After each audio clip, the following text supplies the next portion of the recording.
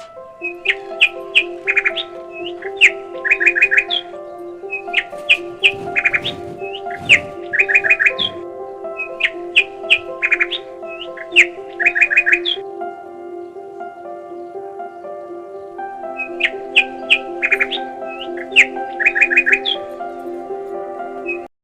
Hello বন্ধুরা, good morning, সুপ্রভাত। তোমরা সবাই কেমন আছো? তো আশা করি ভীষণ ভালো আছো। তোমাদের আশীর্বাদে আমরাও ভালো আছি। তো সকালবেলা তো জানোই, ঘুম থেকে উঠেই প্রথমে যে সদর দরজাটা ঝাড় দিতে লাগে, ঘর দুপুর ঝাড় দেওয়া আমার কমপ্লিট হয়ে গেছে। এখন বারান্দাটা ঝাড় দিচ্ছি। ওদিকে আমার মাম্মামের দাদামণি এসে গেছে, যে বাইকটা এখানে দাঁড়া করে এসে রেখেছে। তা আমার এদিকে যে ঘর ঝাড় দেওয়া কমপ্লিট হয়ে গেলে এদিকে যে জল দিয়ে দিলাম বারান্দাটার মধ্যে, সিঁড়িটার মধ্যে জল দিলাম। সকালবেলা আমি রেগুলার সদর দরজায় জল দিই, সকাল বিকাল জল দিই। তো এদিকে যে মেয়ের স্কুলের জামা কাপড়গুলো ধুয়ে দিব, বালিশের কাভারগুলো ধুয়ে দিব। এত যে গরম পড়ে গেছে বলার মতো না। আর ঘামের একটা গন্ধ, 2-3 দিন পর পর না ধুলে না ভালো লাগে না। তার সাদা জামা কাপড়গুলো, মেয়ের মোজা, মেয়ের শার্টগুলো গরম জল দিয়ে ধুয়ে, শার্টের জলে একটু ভিজিয়ে রাখছি। এই তো ভিজিয়ে রাখা সাদা জামা কাপড় একটু গরম জল দিয়ে ধুলে না একটু মানে সুন্দর পরিষ্কার হয়। আর এগুলো আলাদা কাপড় দিয়ে আলাদা জায়গায় ভিজাবো। এদিকে যে সবজিগুলো কেটে রাখছি, আজকে ঘরে তো সবজি 2 দিন ধরে একদম বাড়ন্ত হয়ে গেছে, কি আর করব। এই যে এগুলোই বাইরে জঙ্গলি সবজিগুলো খাচ্ছে। কালকে তো তোমরা দেখতেই পেয়েছো, একটা জেঠিমা আমাকে কচুর ডাঁটাগুলো তুলে দিয়েছে। মেয়ে বলছে যে কচুর ডাঁটা খাবে, তাই এগুলো কেটে রাখছি। পরে পরে এগুলো এখন রেডি করছি, পরে রান্না করব। আগে সবজিগুলো কেটে রাখলে না রান্নার সময় তাহলে এত চাপ পড়ে না।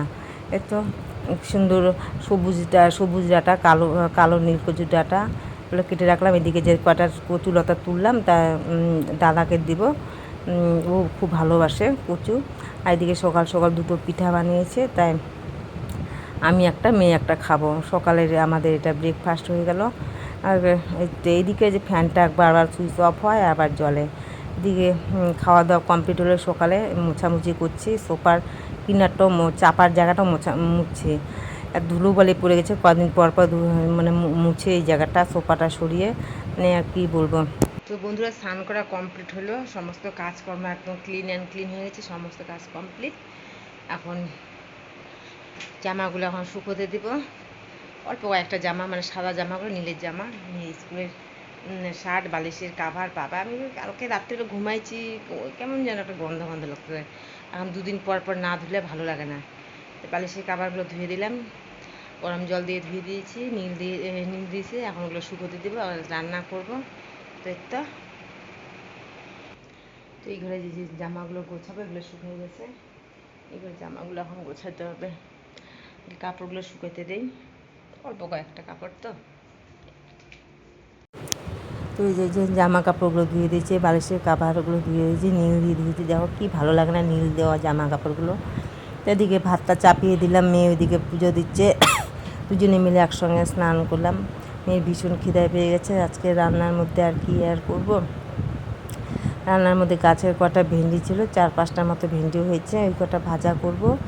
আর করব কচুর সবজি করব, কি আর করবো বলো, ঘরের সবজি একদম বাড়ন্ত হয়ে গেছে। আর বলার আর কি কোনো ভাষায় খুঁজে পাচ্ছি না। তো যাই হোক, খেতে তো হবে, তাই না? অবশ্য কচু আমার ভালো লাগে, মেয়েরও ভালো লাগে। কচুর যে কোনো সবজি ভালো লাগে, সাদা কচুই বলো, নীল কচুই বলো, কালা কচুই বলো, খুব ভালো লাগে। তো এই যে এই কটা ভেন্ডি ছিল, গাছে হয়েছিল, তো এই কটা ভাজা করব।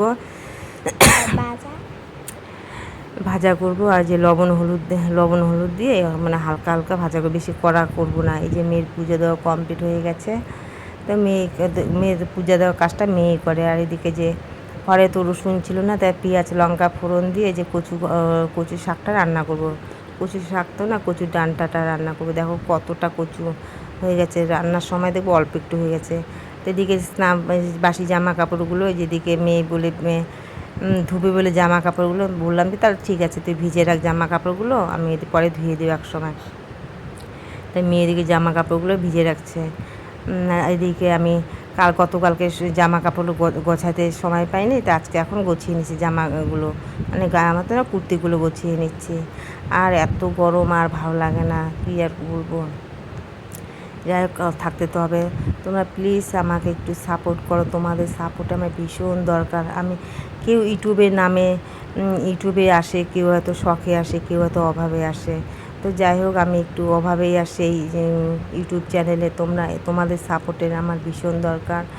প্লিজ আমাকে বেশি বেশি করে লাইক করো, কমেন্ট করো, শেয়ার করো। এদিকে দেখো আমাদের পিছনের জমিতে সবাই মাছ মারছে, এত রৌদ্রে সবাই দেখো মাছ মারছে। এখনও যাব জল আনতে, জলটা যে একটু তৃপ্তি করে খাবো, জলটাও তৃপ্তি করে আমরা খেতে পারি না।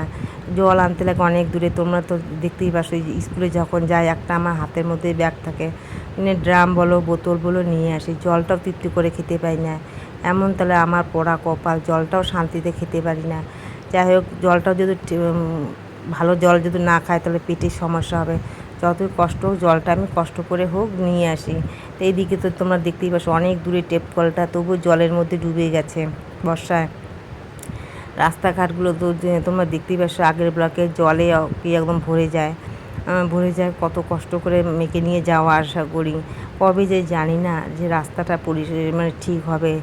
কী আর বলবো, বলার আর কিচ্ছু নেই। দেখো কতটা কচু শাক ডানটা কটন হয়ে গেছে। তো আজকে আমাদের যে কচু ঘন্ট আর হচ্ছে ভেন্ডি ভাজা, তো এটা দিয়ে আজকে খাবো।